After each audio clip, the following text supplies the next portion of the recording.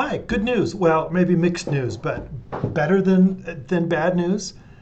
We have purchased, apparently, a big purchase related to Taylor and Francis journals, and that database link is forthcoming and is going to be built, but it won't be ready for prime time until January. So I can show you a preview, and there's a couple of workarounds that we do.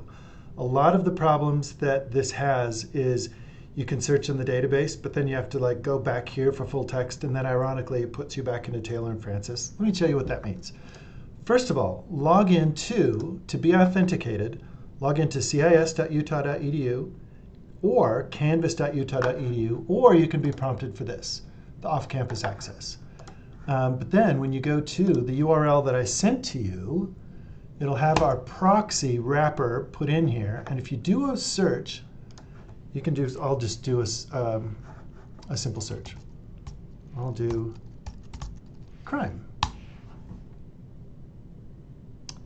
So this is a rich database, and you can see which journals it's coming from. So just like we looked at before, it was an individual journal. This is like them all kind of thrown together. I haven't checked to see if the journals you were interested show up in here, so you may have to check that. Oh, here's even a list of journals. Well, how handy is that? But you'll see that all of the articles have this Find It button next to it. The problem that we have is all of those links that I talked about. That's like database work for the coming months for programming and people like that. So ironically, here's where it gets weird. You click on the Find It. It goes back to the library catalog. And then it lists Taylor and Francis journals complete.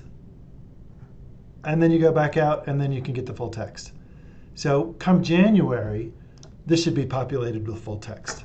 Does that make sense? Let me know. But I think this is kind of like the best that we're going to get at this time. Thank you for your persistence and sticking with me.